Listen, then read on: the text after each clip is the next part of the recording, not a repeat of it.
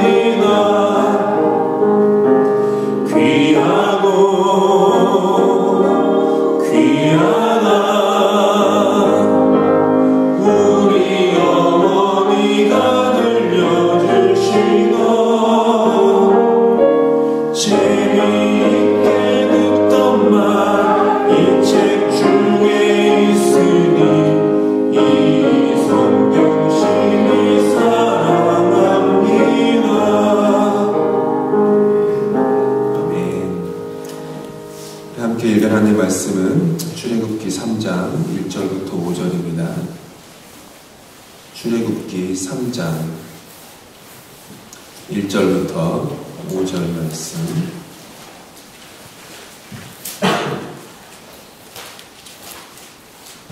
구약성경 84페이지에 있는 출애굽기 3장 1절부터 5절 말씀 함께 교독하도록 하겠습니다. 3장 1절부터 5절입니다. 제가 먼저 1절 읽겠습니다.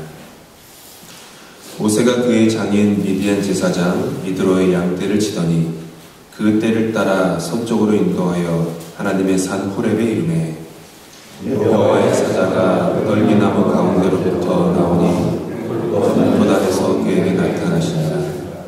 그가 보니 떨기나무에 불이 붙었으나 그 떨기나무가 사라지지 아니하는지라. 이에 모세가 이르되 내가 돌이켜 가서 이 큰 광경을 보리라. 떨기나무가 어찌하여 타지 아니하는고 하니 그때에 여호와께서 그가 보려고 돌이켜 보는 것을 보신지라. 하나님이 떨기나무 가운데서 그를 불러 이르시되 모세야 모세야 하시매 그가 이르되 내가 여기 있나이다. 함께 읽겠습니다. 하나님이 이르시되 이리로 가까이 오지 말라. 네가 선 곳은 거룩한 땅이니 내 발에서 신을 벗으라. 아멘.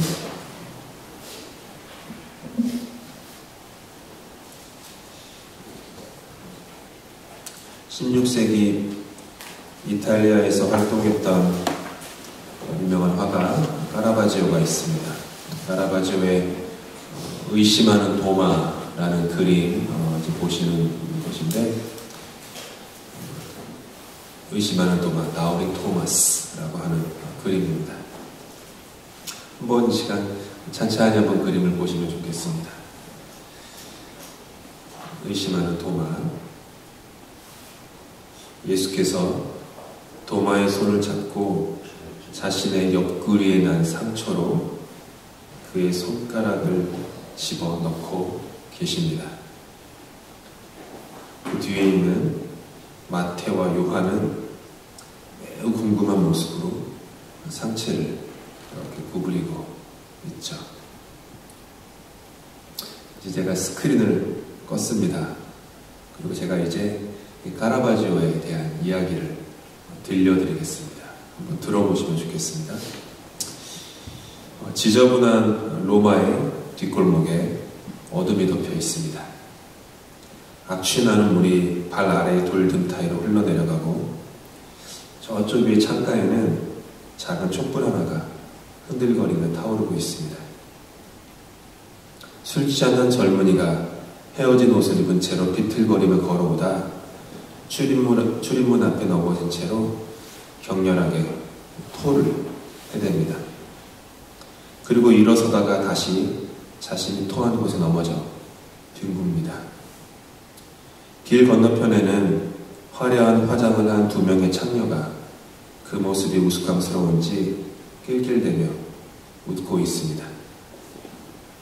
그가 고개를 들자 그녀들은 그의 왼쪽 눈두덩이가 심하게 얻어맞아 붉게 부어오른 것을 봅니다. 그녀들에게 지인 듯하니 욕을 해대고 가다가 넘어지고 또 가다가 넘어지며 집으로 들어가다가 또 넘어집니다. 그녀들은 한바탕 웃어 제끼며 저 멀리 사라집니다.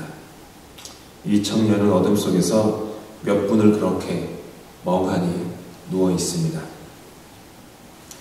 그러다가 길 건너편 창문 위의 촛불을 쳐다본 후 간신히 다시 일어나 길 건너편 자신의 집으로 향합니다. 어깨로 문을 밀쳐내 열다가 또 넘어져 바닥에 한바탕 뒹굽니다.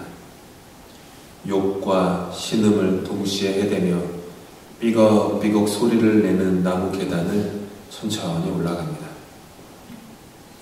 길 건너편 이웃이 조용히 하라며 소리를 지릅니다.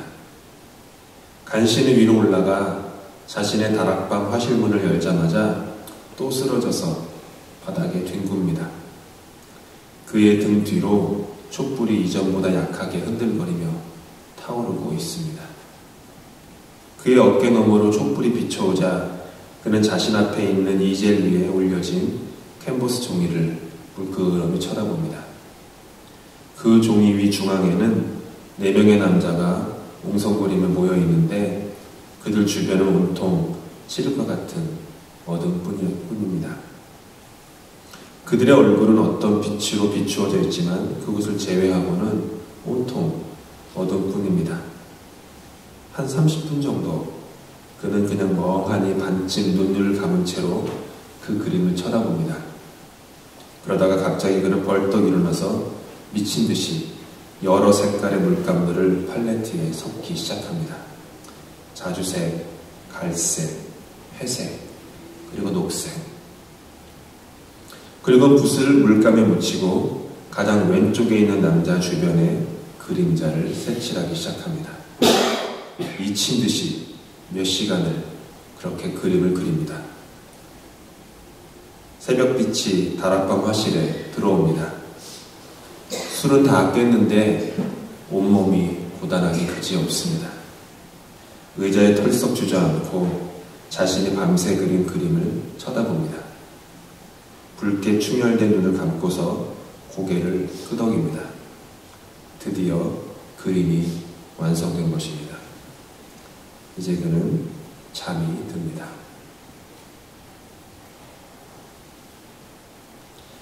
다시 그림을 보시기 바랍니다. 마태, 요한, 그리고 도마가 이제 막 부활하신 예수님 주변에 옹기종기 몸을 아주 바짝 붙인 채로 모여 있습니다. 예수께서 친히 도마의 손목을 잡고 자신의 상처난 옆구리에 손가락을 집어넣는 모습을 그들은 경이로움으로 쳐다보고 있습니다. 도마도 너무 놀랐는지 그의 이마에는 주름이 가득합니다. 예수의 얼굴을 가만히 보니 말할 수 없는 자비로운 모습으로 도마의 손목을 잡고 계십니다. 마치 주저하지 말아라, 흔들리지 말아라, 너의 손가락을 나의 상처에 집어넣어 보아라 라고 하는 듯이 말이죠. 4명의 남자의 머리가 거의 부딪힐 정도로 가까이 모여있고 3명의 제자들의 얼굴에는 놀라운 모습이 역력합니다. 그리고 우리는 요한복음 20장 26절에서 27절의 말씀을 떠올립니다. 8해를 지나서 제자들이 다시 집 안에 있을 때에 도마도 함께 있고 문들이 닫혔는데 예수께서 오사 가운데 서서 이르시되 너희에게 평강이 있을지어다 하시고 도마에게 이르시되 네 손가락을 이리 내밀어 내 손을 보고 네 손을 내밀어 내 옆구리에 넣어보라. 그리하여 믿음 없는 자가 되지 말고 믿는 자가 되라. 부활하신 예수께서 제자들에게 나타나셨을 때 도마는 거기 없었습니다. 모든 제자들이 다락방에서 믿음을 가지고 모여있을 때 오직 도마만이 혼자 어딘가 어둠 속에서 헤매고 있었던 것입니다. 도마는 도무지 믿을 수가 없었습니다. 다른 제자들이 그에게 이르되 우리가 주를 보았노라 하니 도마가 이르되 내가 그의 손에 못자국을 보며 내 손가락을 그 못자국에 넣으며 내 손을 그 옆구리에 넣어보지 않고는 믿지 아니하겠노라 하니라. 술 취하고 방탕한 삶을 살고 있었던 이태리의 젊은 청년 화가 카라바지오는 이 도마에서 무언가 자신의 모습을 보았던 것입니다. 믿고는 싶은데 믿을 수가 없었습니다. 하지만 믿고는 싶어서 그 주변을 서성거렸습니다. 예수가 나타나셨을 때 그 자리에 있을 수 없었던 그 도마가 나랑 똑같구나, 내가 도마구나 라는 그 모습을 이 청년화가 카라바지오는 보았던 거죠.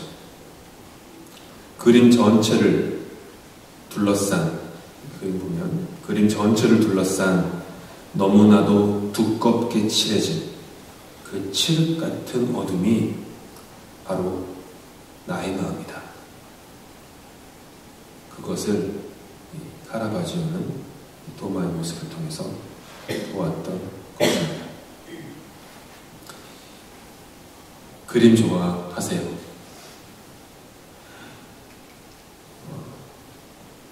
저는 그림을 조회는 별로 없습니다. 솔직히 조회는 없는데 그냥 좋아합니다.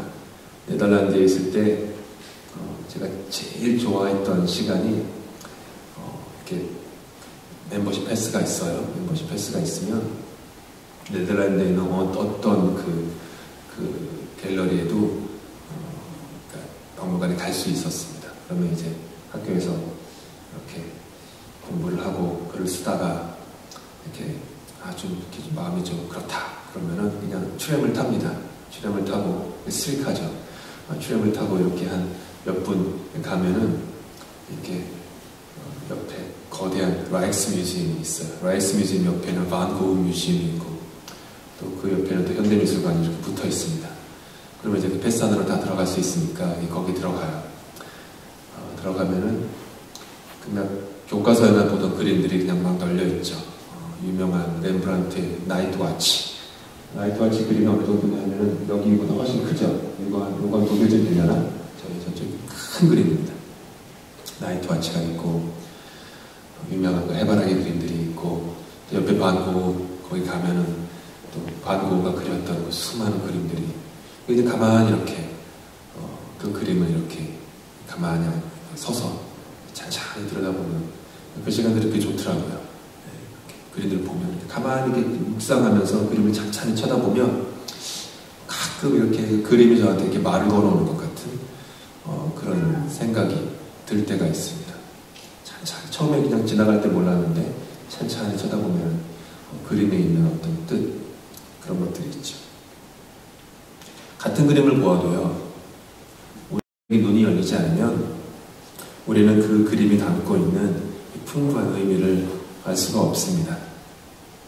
한 화가의 인생이 어떠했는지를 알고 그 그림을 그릴 때 어떤 일이 있었는지를 이해하게 되면 이전에는 그냥 지나쳐버렸던 그냥 좋은 그림이네 라고 했던 그 지나쳐버렸던 그 그림이 우리에게 말할 수 없는 의미로 묵직한 감동으로 다가옵니다.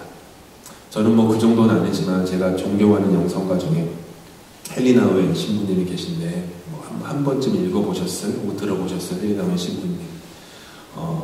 그분이 그 탕자의 귀향이라는 그 렘브란트의 그림을 너무 좋아해서 그게 러시아 세인트피터스버그에 상페테스부르크에 있거든요. 세인트피터스버그에 있는데 거기에 있는 그 그림을 보고 싶어가지고 가가지고 간청을 했죠. 경비원한테 간청한 척 가지고 작은 어떤 의자인지 모르겠는데 아마도 그 한국에서 낚시하실 때 어르신들이 쓰는 조그만 그 간이 의자 같은 거 있지 않습니까? 그거 하나인 것 같아요. 그거 하나 딱 놓고서 그 렘브란트의 그 탕자의 귀향이라는 그림 앞에 딱 앉아가지고 3일 동안을 그 그림을 쳐다보셨대요. 잠도 안 자고 쳐다보신 건 아니고 박물관 열 때 가가지고 쳐다보시고 닫을 때까지 그냥 가만히 거기 계속 앉아있었는데 수많은 사람이 지나가도 알아보지 않고 그걸 3일을 하셨대요. 3일을. 그리고 난 다음에 쓴 책이 그분의 쓴 수많은 저서 중에 가장 훌륭한 역작이라고 평가받는 탕자의 귀향이라는 놀라운 영성 서적을 지금도 뭐 개신교나 천주교나 뭐 믿지 않는 사람들에게도 상관없이 큰 영향을 끼치는 그 책을 그 그림을 보면서 쓰셨죠. 계속 곱씹고 생각하고 또 생각하고 하다 보니까 거기에 있는 그 의미들이 내 마음을 이렇게 마치 화가가 여러 가지 색깔로 그림을 칠하는 것처럼 내 마음이 그렇게 새롭게 채색되고 깊어지고 넓어지고 그런 것들을 경험했던 것이죠. 말씀을 읽는 것 역시 마찬가지입니다. 우리 기독교인들에게 그리스도인들에게 가장 가까운 것이 말씀인데 또한 가장 먼 것도 말씀입니다. 읽기를 읽지만 그냥 스쳐 지나가는 경우도 참 많습니다. 여러 번 읽고 또 손으로 쓰고 또 예배당에서 설교를 듣고 또 온라인으로 여러 좋은 말씀들을 막 듣죠. 그런데 말씀이 이렇게 삶의 육화가 되는 것, 말씀이 삶의 육화되는 것, 그것이 뭔가 모르게 이렇게 요원하기만 할 때도 있습니다. 이렇게 감정을 이렇게 울리긴 하는데 내 삶으로 이렇게 육화되는 그런 말씀과는 좀 거리가 있다라고 하는 그런 신앙생활을 하죠. 기도도 마찬가지죠. 기도를 하긴 하지만은 그냥 읊조릴 때도 참 많습니다. 바울이 로마서에서 우리는 마땅히 기도할 바를 알지 못한다 라고 하셨는데 정말 그렇습니다. 마땅히 기도할 바를 알지 못하는 게 우리들입니다. 우리는 기도할 줄을 모르고 성경을 읽는 것을 잘 모릅니다. 제가 잘 모른다고 하는 것은 모른다의 그 레이어가 있는 거예요. 알죠. 하지만 또 몰라요. 그게 우리의 현실이죠. 눈으로 스쳐 지나가듯이 저만 해도 그렇죠. 그냥 이렇게 마음이 이렇게 막 분주하거나 정신이 마치 특히 딴 데 가 있거나 스트레스에 쌓여 있거나 근심이 있거나 뭐가 있으면은 아니 혹은 뭐 그냥 하던 습관대로 그냥 하면은 말씀을 읽는데 그런 경우가 없어요. 몇 절을 읽었는데 내가 언제 여기까지 읽었지? 그렇게 모르고 내려갔을 때가 있어요. 한 5절 정도 읽었는데 앞에 내용이 뭐지? 그럴 때 수도 없이 많죠. 이렇게 정신이 딴 데 가 있는 거예요. 정신이 딴 데 가 있고 마음이 딴 데 가 있고 내 삶은 딴 데 가 있고 눈만 이렇게 있고 기도도 마찬가지예요. 중얼중얼하기도 하고 막 하는데 내가 무슨 기도했지? 내가 무슨 말 했지? 이렇게 내가 지금까지 한 5분 정도 기도하면서 한 100마디 말을 했을까? 근데 그 100마디 말 중에 하나님 앞에 건질 만한 단어는 몇 개나 있을까? 그런 생각 문득 들 때가 있죠. 그래서 제자들이 주님께 간절히 탄식했던 것 아닙니까? 주님, 우리에게 기도를 가르쳐 주십시오. 제자들은 유대인들이었습니다. 유대인들이 기도를 모른다는 것은 말이 안 되죠. 외우는 기도문만 여러 개 있을 거고 아침, 점심, 저녁, 절기마다 그런 기도문들이 얼마나 문장들이 많았겠습니까? 근데도 제자들이 예수님과 함께 생활하다 보니까 자기들이 기도를 모르고 있구나라는 걸 깨달았던 거예요. 당연히 나는 유대인으로서 어렸을 때부터 신앙교육을 받아가지고 기도를 안다라고 생각하며 자랐는데 예수님과 함께 한 달을 생활하고 6개월을 생활하고 1년을 생활하다 보니까 내가 기도를 전혀 모르는구나. 그 생각이 왔던, 그 깨달음이 왔던 거예요. 그러니까 주님, 제발 우리에게 기도를 가르쳐 주십시오. 그렇게 간청했던 거죠. 말씀도 마찬가지죠. 주님, 우리에게 말씀 읽는 것을, 말씀을 가르쳐 주십시오. 이런 마음이죠. 그래서 우리는 타지 않는 가시떨기나무 가운데 말씀하시는 하나님을 만났던 모세와 같은 그 신앙의 여정을 사모합니다. 모세가 선 곳은 거룩한 곳이니 신을 벗으라 라고 하나님 말씀하셨어요. 하나님은 하나님의 임재가 있는 곳은 어디나 거룩한 곳이다 라고 말씀하시는 거예요. 그리고 그곳에서 내가 너에게 말한다 라고 하시는 거죠. 그러니까 하나님이 말씀하시는 곳은 다 거룩한 곳이다. 성경을 읽는 곳은 그 어디나 거룩한 곳입니다. 거룩한 곳에서 성경을 읽는 것이 아니라 성경을 읽는 곳이 거룩한 곳이 되는 것이죠. 내 주 예수 모신 곳이 그 어디나 하늘나라. 참 좋아하는 찬송가 구절 아닙니까? 하늘나라에서 내 구주 예수를 모시는 것이 아니라 내 구주 예수를 모시는 곳이 어디든지 간에 하늘나라라는 거죠. 천국으로 바뀐다는 거죠. 순서가 그거입니다. 하나님의 마음이 있는 곳, 그분의 임재, 하나님의 임재가 성경책을 태우진 않지만 우리 지난 수요일에 아브라함에게 하나님과 아브라함이 언약식을 맺으면서 그 재물을 반으로 쪼개지 않았습니까? 그리고 제가 나눴던 말씀이 뭡니까? 성경에 써있기를 횃불이 그 사이를 지나갔다. 그 횃불을 뭐라고 말씀드렸죠? 횃불은 하나님의 임재다. 하나님이 지나가신 것이다. 여기서 똑같은 거예요. 모세도 하나님의 임재가 있는데 그 나무는 태우지지 않는 하나님의 임재. 그러니까 내 안에 꺼지지 않고 타오르는 그 불꽃으로 임하는 그 거룩한 곳, 그곳이 말씀의 자리입니다. 수천 년 전에 쓰여진 이 말씀이 오늘을 사는 나에게도 너무나도 분명한 음성으로 나의 삶을 파고들고 내가 넘볼 수 없는 권위와 사랑으로 나를 안아주시고 불러주시는 그 음성을 말이죠. 이렇게 권위로 다가오시죠. 하지만 동시에 사랑으로 품으시는 것이죠. 진리로 다가오시지만 그 진리가 날카롭기 때문에 그 진리를 사랑으로 보듬어서 이렇게 우리에게 다가오시는 것이죠. 거룩한 곳에서 우리는 우리의 신발을 벗습니다. 성경을 읽을 때마다 신발을 벗어야 돼요. 신발을 벗는 게 무엇입니까? 나의 소유, 나의 경험, 나의 학식, 나의 고집, 나의 시간, 내가 되고 싶은 것, 내가 되고 싶지 않은 것, 내가 소유하고 싶은 것, 내가 소유하고 싶지 않은 것, 그런 모든 것들을 내려놓는 것입니다. 신발을 벗는 것입니다. 또 목사님은 그런 말씀을 하시더라고요. 신발이 무엇입니까?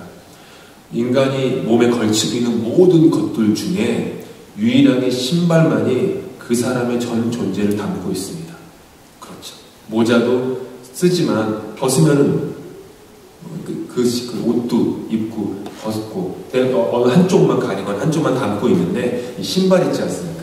신발은 나의 전 존재를 담는다 라고 하죠. 그래서 예전에 군대를 가면은 사제 옷들이나 이런 것들을 부모님께 보내지 않았습니까? 그러면은 저도 그랬나? 전 잘 기억이 나지 않는데 그러면은 어르신들이 그랬대요. 아들이 보내온 그 박스, 사제 물건, 옷이나 이런 것들 받으면은 특별히 신발을 보면 그렇게 우신다고 그런 얘기를 하시더라고요. 신발을 보면 그 신발에 내 사랑하는 아들의 전 존재가 담겨 있다라고 하는 그런. 그래서 신발을 벗는다라고 하는 것은 그냥 이렇게 내가 가진 몇 가지 어떤 장신구 같은 것을 벗는다는 뜻이 아니라 내 전 존재, 내 전 존재를 이렇게 벗는다, 내려놓는다라는 뜻이 있습니다. 신발을 벗고 그분의 음성에 귀를 기울이는 것입니다. 사무엘처럼 주님 말씀하소서 주의 종이 듣겠습니다. 그런 마음으로 말이죠. 그리고 그 말씀은 모세의 삶에 그렇게 역사하셨던 것처럼 우리의 삶에 중요한 결정을 내릴 수 있도록 인도해 주시고 나의 도덕적 삶을 형성해 주시고 나의 세계관을 빚어주시고 나의 생각들을 계속해서 도전하여 새롭게 하십니다. 너무나도 얇은 종이입니다. 특별히 얇은 종이죠. 성경책은. 근데 성경을 읽으면은 깊이 읽고 묵상하면 너무나도 얇은 이 종이를 뚫고 하나님의 임재가 우리의 삶에 임하게 됩니다. 내가 예측할 수도 없는 모습과 방법으로 임합니다. 나의 삶에 겹겹이 쌓여진 종이 쪼가리를 뚫고 들어와서 내 삶을 움직이시는 거예요. 말씀은 그렇게 그냥 활자가 아니라 살아서 역사하시는 그 말씀으로 이렇게 확 다가오시는 거죠. 그런 경험들이 많으셔야 됩니다. 저는 그냥 어렸을 때부터 그 말씀 묵상하는 습관을 가져가지고 늘 그 말씀을 쓰고 이렇게 저널을 씁니다. 말씀 한 절 읽고, 대학생 때에는 생명의 삶을 옆에 두고 했던 적도 없잖아 있었지만, 그 생명의 삶을 두고 하면 좋은데, 너무 그 생명의 삶이라는 해석에 내가 그냥 묶이는 것 같아가지고, 너무 제한되고, 나의 묵상이 별로 없는 것 같다 해가지고, 두진 않는데, 좋은 방법입니다. 생명의 삶이나 또, 무료로 나눠준 거 있잖아요. 저희 웰스프링 있을 때는 그 데일리 브레드라고 여기 한국에서는 뭐죠? 한국말은 모르겠어요. 매일 성경 뭐 이렇게 번역되어 나오는 거 그런 거 있죠. 저는 주로 그냥 말씀만 펴놓고 옆에다가 이제 저널 놓고 말씀 한 번 읽고 가만히 그냥 그 말씀 쳐다보고 또 읽고 그 다음에 또 읽고 몇 번을 읽다가 그 말씀에서 다가온 어떤 그 저를 때리는 단어나 표현들이 있으면 그거를 그냥 가만히 머물러요. 그 안에서 가만히 짧게 머물러 때도 있고 길게 머물다가 거기서 오는 생각들도 적어 내려갑니다. 근데 또 적다 보면은요, 처음에는 이런 생각이 있지라고 적다가 적으면서 제 처음에 생각과는 다르게 글이 써집니다. 그러면서 이런 거 있네, 이렇구나 이런 거 그런 말씀들이 있어요. 그런 말씀 역사, 말씀은 우리의 삶에 그렇게 살아서 역사하시며 움직이십니다. 말씀을 읽다 보면은 내 마음이 이런 마음이었네 라는 것도 깨닫게 되고 내가 이런 줄 알았는데 사실 내가 이랬네 라고 하는 걸 알게 되고 하나님 앞에서 내가 이렇게 근심하거나 걱정하거나 하는 생각을 가지고 있다가도 말씀에서 새롭게 아무것도 염려하지 말고 오직 모든 일에 기도와 간구로 너희 구할 것을 감사함으로 하나님께 하라. 그러면 뭐든지 가게 되어라. 하나님 평강이 그리스도 예수 안에서 너희 마음과 생각을 지키시라 라고 하는 그런 생각들이 막 올라오는 거죠. 이 말씀이 불타는 떨기나무처럼 우리 안에서 역사하게 됩니다. 말씀을 정말 사모하시는 것 같으세요? 앞으로도 말씀을 우리가 정말 사모할 수 있기 원합니다. 그리고 그 말씀이 우리의 신앙의 여정을 하나둘씩 만들어 가실 수 있으면 좋겠어요. 하나님이 창조하신 대로 우리의 사람됨을 말씀이 새롭게 빚어주시기를 바랍니다. 말씀을 깊이 만나고 하나님의 음성을 듣는데 이렇게 시간을 들여서 이렇게 훈련을 하실 필요가 있어요. 타고날 때부터 유전자가 있어가지고 말씀을 잘 이해하는 것은 아닙니다. 여러분 말씀이 있을 때 특별히 어떤 말씀이 여러분 삶에 이렇게 중요하게 다가왔고 가슴을 때렸다, 혹은 여러분 마음에 이렇게 더 깊은 곳에 말씀이 내려앉았다 라고 하는 말씀이 있을 때는 여러분 인생에 어떤 특별한 모멘트가 있거나 그럴 때 있었던 말씀입니다. 그렇게 마음이 찢어지고 신발을 벗고 하나님 앞에 무릎 꿇고 말씀하소서 주의 종이 듣겠습니다 라고 하면 그때 그 말씀이 이렇게 스며 들어가는 것이죠. 유전자가 있어가지고 말씀을 잘 이해하는 사람들은 별로 그거 아니죠. 오랜 시간을 거쳐서 평생을 거치 말씀을 읽고 듣는 훈련을 지속적으로 함으로 말미암아 성도의 삶에 하늘로부터 하나님의 은혜로 주어지는 게 말씀입니다. 모차르트 이야기가 있어요. 많은 분들이 모차르트가 음악의 천재 아닙니까? 그래서 그때 당시 사람들이 모차르트가 노력을 별로 하지 않아도 굉장한 음악을 만들어내는 천재로 여겼어요. 그러니까 별로 노력하지 않아도 뚝뚝 뭘 만들어내는 거예요. 근데 그런 사람들에게 모차르트가 이렇게 말했다고 합니다. 나의 음악이 쉽게 만들어진다고 사람들은 자주 실수를 범한다. 하지만 당신에게 말한다. 이 세상 어느 누구도 나만큼 작곡을 위해 시간과 생각을 헌신하는 사람은 없다. 이 세상의 작곡가들의 음악을 나는 모두 엄청난 시간을 들여서 공부해왔다. 이렇게 얘기했대요. 28살이 되었을 때 피아노 연습과 연주 그리고 작곡을 위해 펜을 쥐고 쓰느라고 손이 거의 불구가 될 정도였다고 합니다. 말씀을 읽고 기도하는 것, 그런 우리의 영적인 여정이 있습니다. 이 모든 것들은 저절로 되어지는 것이 아니죠. 마치 농부가 딱딱한 땅을 기경하는 것과 마찬가지입니다. 오세아서 10장 12절에 너의 묵은 땅을 기경하라. 말씀을 읽는 것은 그런 마음으로 하는 것이에요. 묵은 땅이 어떤 땅입니까? 오래된 땅, 굳은 땅, 고집스러운 땅, 늘 그랬다라고 하는 관습과 습관과 전통의 땅. 이건 이런 거야 라고 생각하고 이미 그 마침표를 찍어놓은 그 땅. 그러면 안 되지 라고 생각했던 그 땅. 그런 모든 묵은 땅. 그 묵은 땅을 기경해라. 개역성경에서는 기경해라라고 했지만 세번역 성경에서는 갈아엎어라라고 합니다. 갈아엎어야 됩니다. 마음들이. 우리의 마음들이, 생각들이 갈아엎어지는 것이 말씀을 읽는 것입니다. 농부가 딱딱한 땅을 갈아엎듯이 우리는 말씀을 읽고 기도하는 데 있어서 어쩌면 땅보다 더 딱딱한 우리의 마음을 갈아엎는 그런 지속적인 연습과 수고와 노력이 있어야 되겠죠. 어느 누구도요, 하나님을 깊이 만나는 유전자를 특별하게 갖고 태어나지 않았습니다. 어느 누구도. 성경을 다시 읽는 그런 축복이 있으시기를 바랍니다. 다시 읽으셔야 돼요. 다시 읽는다라는 제 의미가 얘가 은유적인 표현을 한 거예요. 그냥 또 읽으라는 말씀이 아니에요. 다시 읽으시죠. 내 삶으로 다시 새로운 마음으로 새로운 생각으로 늘 보던 말씀이 완전히 새로운 능력의 말씀으로 우리의 모든 마음을 울리시기를 축복합니다. 두껍고 딱딱한 우리의 마음을 계속 기경하고 기경해서 우리의 마음밭에 하나님 나라의 그 신비로운 씨앗이 겨자씨 하나리 심어져서 우리의 굳은 땅, 묵은 땅을 뚫고 솟아올라 열매 맺을 수 있도록 성경을 다시 읽는 그런 영적인 훈련들이 우리 모두에게 있을 수 있기를 축복합니다. 함께 기도하시고 함께 제가 기도하고요. 기름 부으신 기도로 예배 마치도록 하겠습니다. 하나님, 말씀을 가르쳐 주십시오.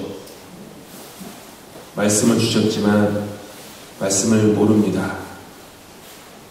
어둠 속에서 헤매는 우리들의 영혼들이 주의 말씀에 그 빛 가운데 나갈 수 있도록 도와주십시오. 우리의 삶으로 말씀을 읽기 원합니다. 말씀을 읽을수록 그 말씀이 우리 존재 깊은 곳에 내려가 우리의 뼈가 되고 살이 되게 하시고 우리의 생각이 되게 하시고 우리의 새로운 언어 습관이 되게 하시고 새로운 단어들이 되게 하시고 새로운 삶의 방향과 세계관과 인간관과 그리고 교회관, 주님에 대한 생각들을 새롭게 할 수 있도록 주님 말씀을 우리에게 다시 들려주십시오.